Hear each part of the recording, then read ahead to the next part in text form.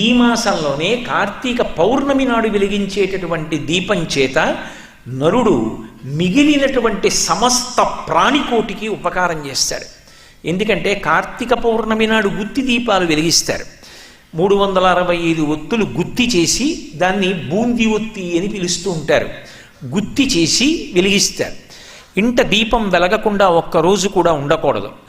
ఏ కారణం చేతనైనా ఇంట దీపం లేకుండా ఇల్లు తాళం వేసి ఉన్నటువంటి దోషం పరిహరింపబడడానికి 365 ఒత్తులు అంటే ఒక రోజుకి సిద్ధపడిన వాడిని 365 రోజులు ఇల్లు తాళం వేసి దీపం లేకుండా వెళ్ళిపోవడానికి సిద్ధపడగలిగినటువంటి మనస్తత్వం ఉన్నవాణ్ణి కాబట్టి తద్దోషాన్ని ఉపశమింపజేయడానికి పరమాత్మ నీ కృపచేత అనుగ్రహించు.